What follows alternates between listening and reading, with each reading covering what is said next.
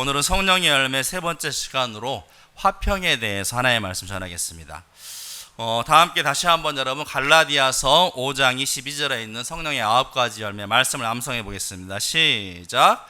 오직 성령의 열매는 사랑과 희락과 화평과 오래 참음과 자비와 양선과 충성과 온유와 절제니 이 같은 것을 금지할 법이 없느니라. 아멘. 이미 우리가 이전 시간에 사랑과 희락에 대해서 말씀을 나누었고요. 오늘은 화평에 대해서 말씀을 전하는데요. 그런데 여러분, 이 보통 성령의 9가지 열매를 또 3가지로 크게 분류하기도 합니다. 어떻게 분류하냐? 먼저 사랑과 희락, 화평은 하나님과의 바른 관계로부터 말미암는 열매들. 그래서 지난주에 우리가 희락에 대해서도 말씀을 드릴 때 난 누구로 말미암아? 여호와로 말미암아 기뻐하리로다. 사랑과 희락, 화평은 하나님과의 바른 관계에서 나타나는 열매라는 것이죠. 다음으로 두 번째는 오래 참음과 자비와 양선은 이웃을 향한 열매로 사람들과의 관계에서 나타나는 열매라는 것입니다. 그리고 세 번째로 충성, 온유, 절제하는 것. 자기 자신 절제하는, 이 자기 자신을 향한 열매로 자기 삶과 성품을 다스리는 열매, 이렇게 3가지로 분류할 수가 있다는 것입니다. 그런데 신기한 것은 이 성령의 9가지 열매에 대해서 9가지 열매들이라고 하지 않았다는 거예요. 복수로 사용하지 않았다는 것입니다. 성령의 9가지 열매, 즉 단수로 이 성령의 열매를 말씀하신 이유는 이 9가지 열매가 각기 따로따로 존재하는 분리된 열매라기보다는 성령 안에 거하는 사람, 성령께서 한 사람 안에 맺어 가시는 통합된 예수 그리스도의 성품이라는 것입니다. 그래서 우리 성품에 여러분, 이 9가지 성령의 열매가 균형 있게 열매 맺어야 한다는 것입니다. 어떤 것만 열리고 어떤 것은 없는 그런 것이 아니라 이 성령의 9가지 전부가 우리 심령 안에, 우리 성품 안에 자연스럽게 열매 맺음으로 예수님을 닮아가는 삶이 되어야 한다는 것입니다. 그런데 여러분, 이제 불과 3번째 시간으로 9가지 중에 3번째 이 화평에 대해서 나눌 차례인데요. 말씀을 전하면서 문득 제 내면을 들여다보니 과연 나는 이런 예수님을 닮은 이러한 성령의 9가지 열매가 내 안에 맺혀져 있는가? 찾아보니 이 열매들이 별로 보이지 않는 것 같아요. 그동안 교회도 오래 다니고 신앙생활도 나름대로 열심히 하고 교회 일도 직분 맡아가지고 열심히 봉사하고 충성했지만 정작 이러한 열매를 내가 맺었는가? 돌아보면 생각할수록 별로 자신이 없더라는 것입니다. 여러분들은 어떻습니까? 이러한 성품, 이러한 열매들이, 이러한 성령의 9가지 열매가 여러분의 삶을 통해서 드러나고 있습니까? 열매 맺고 있습니까? 여러분의 성품에서 사랑과 희락과 화평의 열매가 여러분 자연스럽게 나타나고 있으십니까? 자신이 없더라는 거예요. 마치 예수님 당시에 이 바리새인과 서기관들이 열심히 율법을 지켰지만 그 핵심인 하나님 사랑, 이웃 사랑을 놓치고 살았듯이 자기 의로움에 빠져가지고 자기 교만, 자기 자랑에 빠져가지고 율법을 다 지키면서도 그러한 열심을 부리면서도 그 하나님 사랑, 이웃 사랑의 핵심을 놓쳐버렸듯이 어쩌면 우리도 열심히 신앙생활하고 교회 일도 열심히 한다고 하지만 정작 우리 내면의 성품의 변화까지는 잘 이어지지 않는, 이러한 열매들이 보이지 않는 안타까운 상황이 발생할 수 있다는 것입니다. 마치 열매 없는 무화과 나무처럼 잎만 무성한 모습이 될 수 있다는 것입니다. 그러니 여러분, 이번 성령의 열매에 관한 말씀을 나누시는 동안 그저 남의 이야기로 듣지 마시고 이 성령의 열매가, 이 9가지 성품이 내 삶에, 내 안에 맺어가고 있는지, 잘 맺어가고 있는지 스스로 점검해보는 시간이 될 수 있기를 바랍니다. 잘하는 부분들은 더 잘하시고 부족한 부분들은 더욱더 신경 써서 더욱더 예수님을 닮아가는 성품이 변화되는 체인지업, 정말 풍성한 열매를 맺는 복된 삶이 될 수 있기를 주의 이름으로 축복합니다. 그럼 이제 화평의 열매에 대해 살펴볼 텐데요. 얼핏 보면 쉬운 것 같지만 한편으로 가장 어려운 것이 저는 이 화평의 열매가 아닌가 생각이 됩니다. 화평을 여러분 거꾸로 하면 뭡니까? 평화. 또 비슷한 말이 평안, 또 화목. 다 비슷한 말인데요. 화평이란 말은 헬라어로 에이레네입니다. 에이레네. 이것은 단순히 걱정이 없거나 탈이 없는 개인적이고 내적인 그런 평안을 말하는 것이 아니라 관계 가운데, 서로의 관계 가운데 불화나 적대 관계가 서로 해소됨으로 말미암아 이루어지는 화합과 교제와 일치의 상태를 의미하는 것. 이것이 바로 화평, 에이레네라는 것입니다. 그러니까 이 화평이라는 것은 단순히 싸움이 없고 문제가 없고 갈등이 없는 그저 그냥 편안한 상태를 말한 것이 아니라 갈등과 대립과 반목과 적대가 완전히 해소되고 화해됨으로 말미암아 온전히 하나로 일치되는 상황. 이것을 에이레네, 화평이라고 한다는 것이죠. 구약에서는 이와 비슷한 개념으로 뭐가 있냐? 샬롬. 우리가 뭐라고 인사합니까? 샬롬. 무슨 말입니까? 평안하십니까? 평안.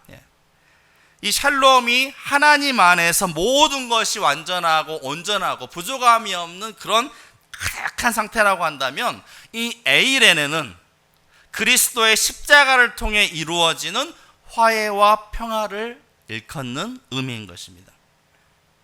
그런데 여러분, 오늘날 이 세상의 모습을 가만히 한번 보시기 바랍니다. 어떻습니까? 오늘날 이 세상, 평화로운 세상이라고 자신 있게 말할 수 있습니까? 아니요. 하루 이틀도 아니고 전쟁이 끊이지 않고 있습니다. 갈수록 무서운 무기들도 만들어지고 있습니다. 살상용으로. 이젠 사람이 싸우는 것이 아니라 사람을 통해서 드론이나 로봇이 싸우는 시대가 되어가고 있습니다. 이러다 나중에는 정말 영화처럼 로봇과 싸워야 할지도 모릅니다. 인공지능 로봇. 또한 여러분, 우리나라는 지금 평안해 보이지만 실제적으로는 어떻습니까? 우리는 지금 어떤 상태에 있습니까? 휴전 상태에 있습니다. 여러분, 싸움이 끝나고 화해하고 일치된 상태가 아니라 잠시 전쟁을 쉬고 있는 휴전 상태, 완전히 마음을 편히 안심할 수 없는 그런 상황 가운데 있다는 것이죠. 그런데 여러분, 나라 간의 전쟁만 있습니까? 사실 따지고 보면 우리의 삶도 곳곳이 이 전쟁터를 방불케 합니다. 당장에 여러분, 가장 화목해야 할 가정에서부터 싸움이, 불화가 끊이지 않습니다. 부부싸움. 여러분의 가정은 평안하십니까? 왜 아멘을 하셨나?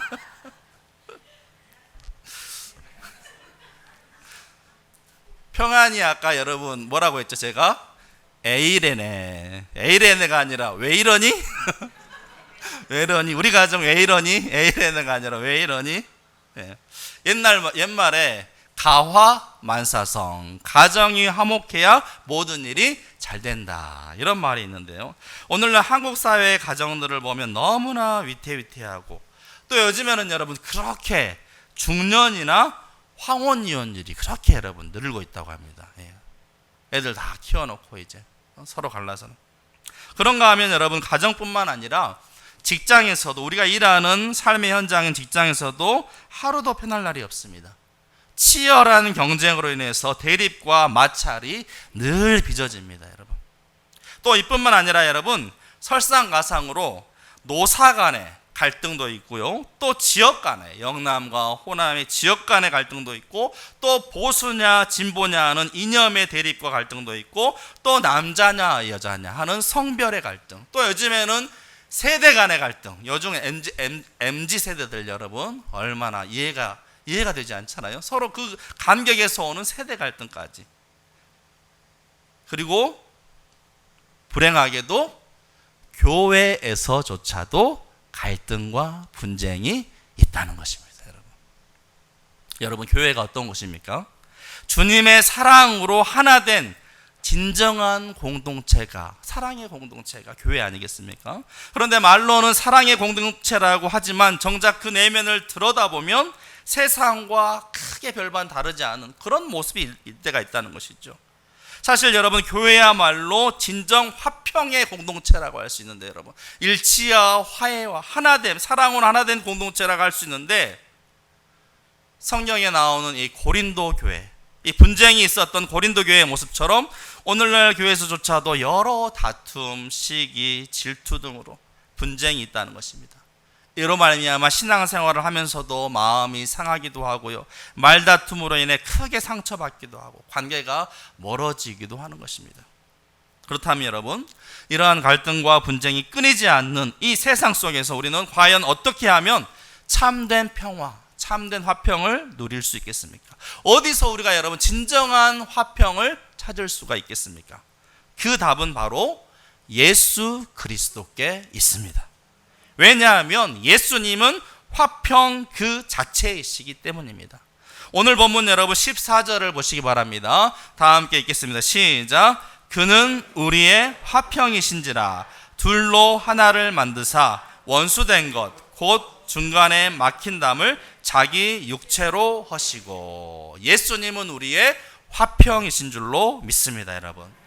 여러분, 예수님은 우리의 구원자이실 뿐만 아니라 여러분, 구원자로만 아시지 마시고 예수님이 우리의 화평이시다, 예수님이 우리의 평화 되신다는 사실을 여러분 결코 잊지 마시기 바랍니다.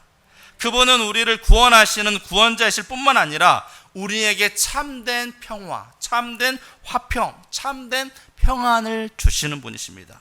그러므로 우리가 화평한 삶을 찾을 때 예수 그리스도 밖에서 어떤 평화를 찾고 화평을 찾고 평안을 찾는다고 한다면 이는 마치 화평 밖에서 화평을 찾는 어리석은 일이 되고야 마는 것입니다. 우리가 진정한 화평, 평화를 구한다고 한다면 바로 예수님을 찾아야 하는 것입니다.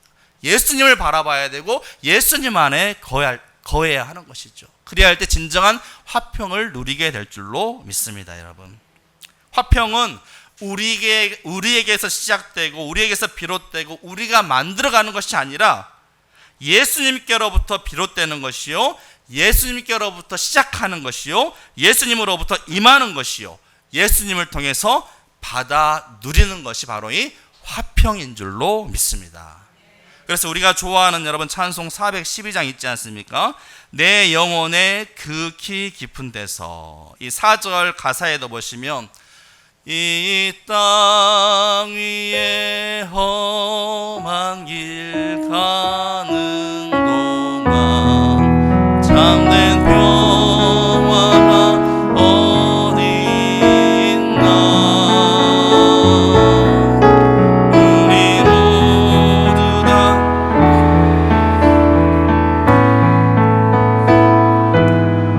참 평화를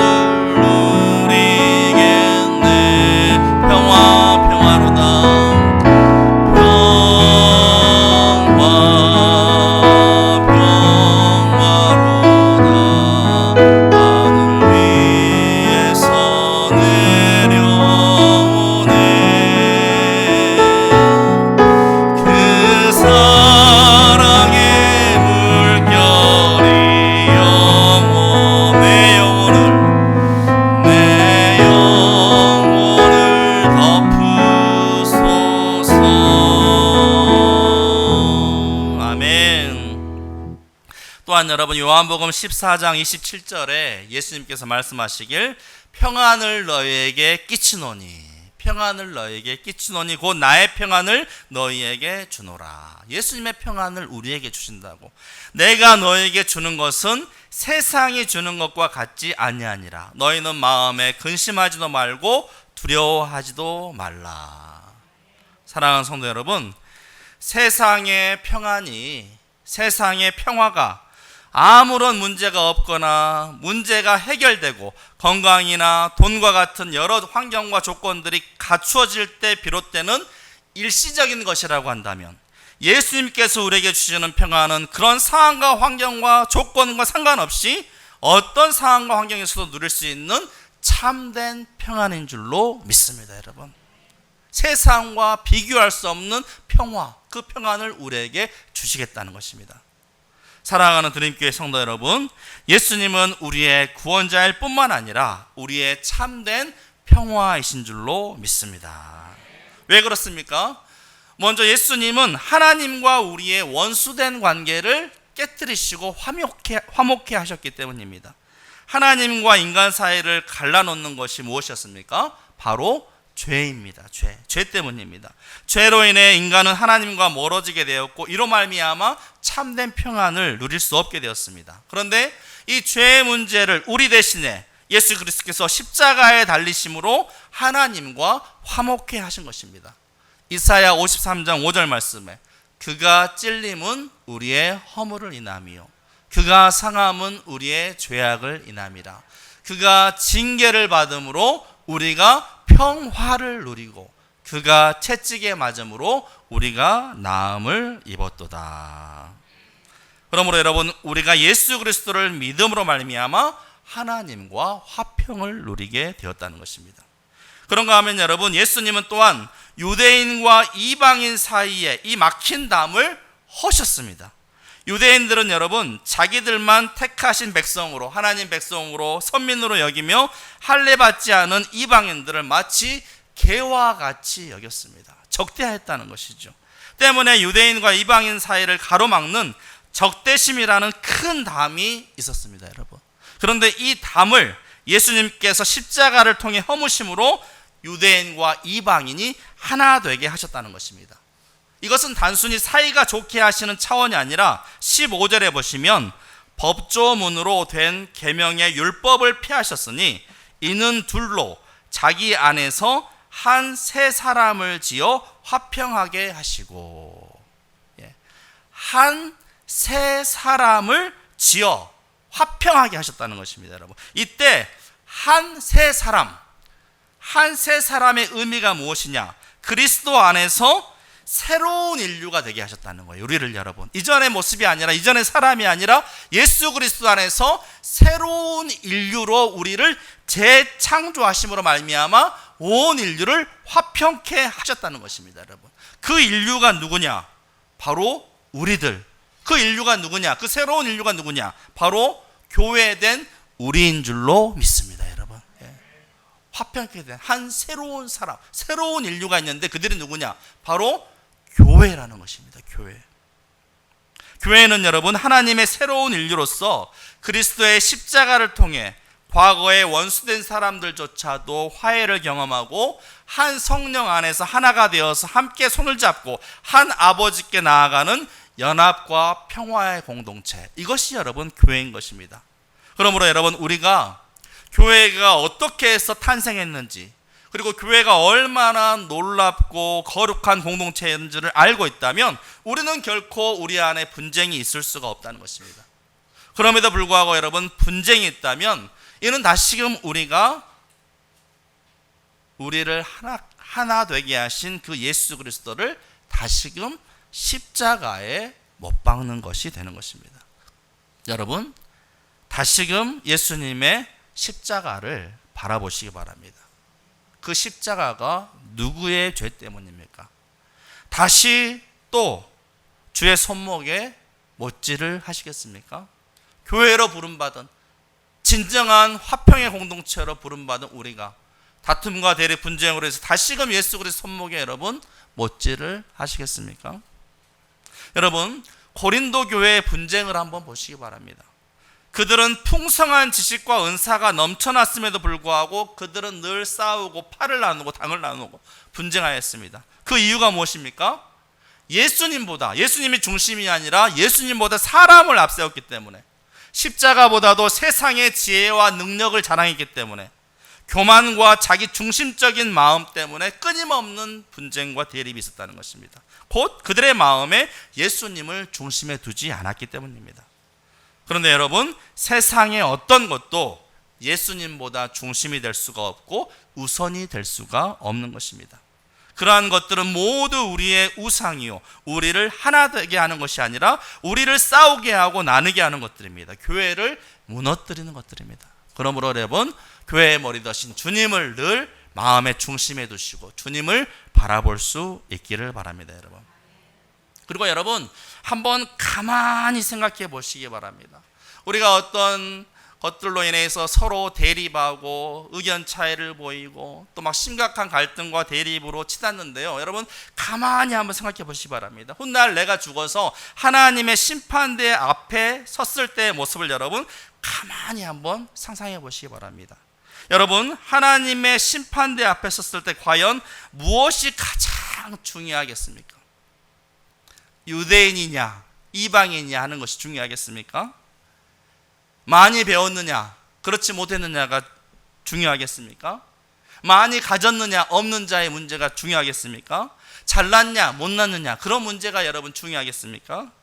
아니면 보수냐 진보냐 영남이냐 호남이냐 선진국이냐 후진국이냐 이런 것들이 여러분 하나님의 심판대 앞에 섰을 때 다 이게 무슨 소용이냐는 여러분 무슨 소용? 아무 소용 아니라는 것이죠.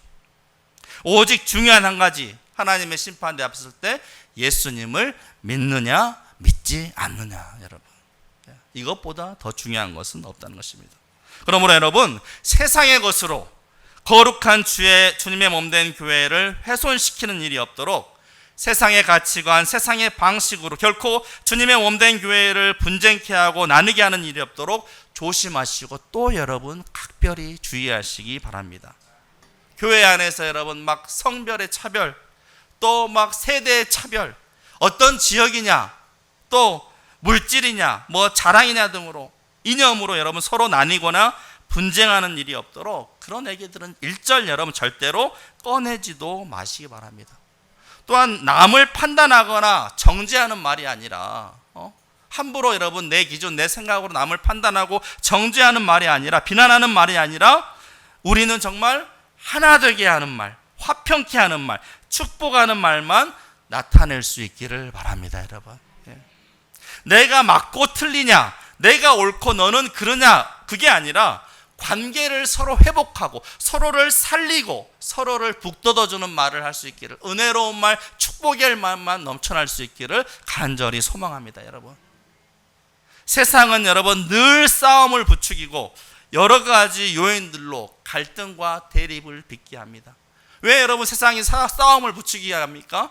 이 싸움을 부추김으로 말미암아 그들이 이익을 얻는 부류들, 이익을 얻는 존재들이 있기 때문에. 그런데 그것도 모르고 그냥 막 싸우는 거예요. 정치인들을 보십시오, 여러분. 언론들을 보십시오. 왜 싸우게 합니까? 그 싸움을 통해서 이익을 보기 때문에 자기들이. 그런데 못 모르고 막 백성들은 서로 치고받고 싸우는 거예요. 첨예하게. 결국 정치인들이 원하는 것들이에요. 언론들이 그냥 그렇게 만드는 거예요. 어리석게 여러분 거기에 무분별하게 싸움에 임하면 되는 것이 아닌 것이죠. 그러므로 여러분 우리는 주님의 몸된 교회는 분열과 다툼 대립이 아니라 늘 일치와 하나됨과 화평을 추구하는 곳이다. 그러므로 우리는 여러분 문제를 일으키고 다투고 싸우게 하는 트러블 메이커가 아니라 교회의 일원으로서 진정한 일치와 화평을 이루는 피스 메이커, 화평케 하는 자들이 될 수 있기를 주의 이름으로 축복합니다.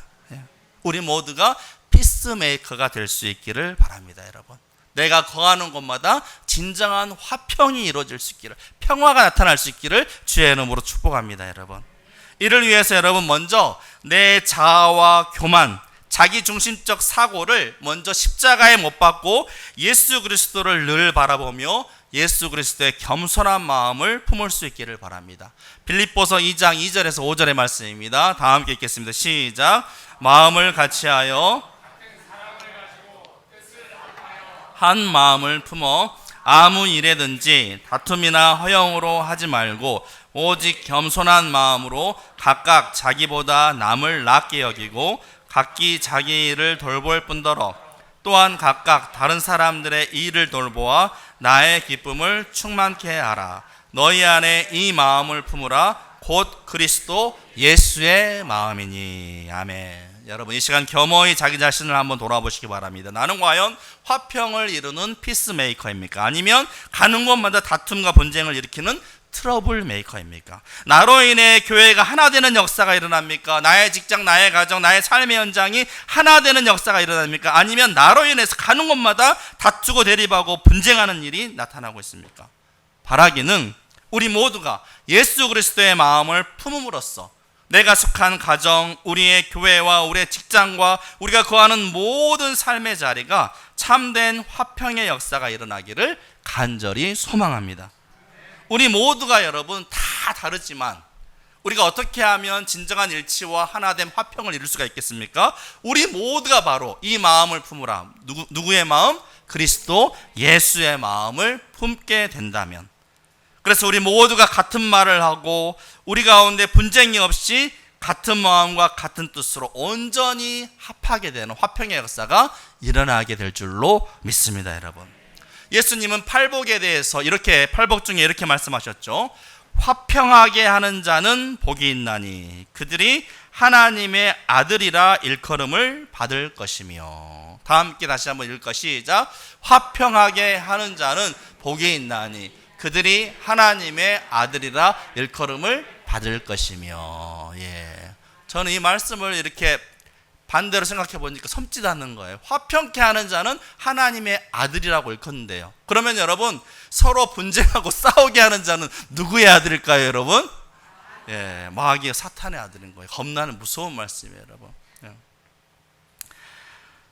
화평하게 하는 자는 복이 있나니 그들이 하나님의 아들이라 일컬음을 받을 것이니라. 세상에 이보다 더 큰 찬사와 영광은 없을 것입니다. 우리 모두가 하나님의 여러분 아들이라 일컬음 받기를 주의 이름으로 축원합니다. 끝으로 여러분, 유명한 시조 성 프란치스코의 평화의 기도로 마치고자 합니다. 주님, 저를 당신의 도구로 써 주소서. 미움이 있는 곳에 사랑을, 다툼이 있는 곳에 용서를, 분열이 있는 곳에 일치를, 의혹이 있는 곳에 신앙을, 그릇됨이 있는 곳에 진리를, 절망이 있는 곳에 희망을, 어두움의 빛을, 슬픔이 있는 곳에 기쁨을 가져오는 자 되게 하소서. 위로받기보다는 위로하고, 이해받기보다는 이해하며, 사랑받기보다는 사랑하게 하여 주소서. 우리는 줌으로써 받고 용서함으로써 용서받으며 자기를 버리고 죽음으로써 영생을 얻기 때문입니다. 제가 웃긴 상상을 했는데요. 오늘 설교를 한 문장으로 알기 쉽게 딱 줄인다면 정말 웃긴 상상이에요. 교회는 화개장터다. 뭐라고요? 교회는 화개장터다.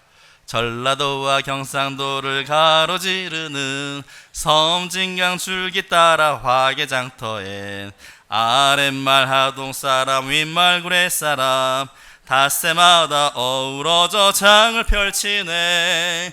구경 한번 와보세요. 보기엔 그냥 시골 장터지만 있어야 할 건 다 있고요. 없을 건 없답니다. 화개장터. 2절에 보시면 이래요. 구경 한번 와보세요. 오시면 모두 이웃사촌, 고운정 미운정 주고받는, 여기가 중요해.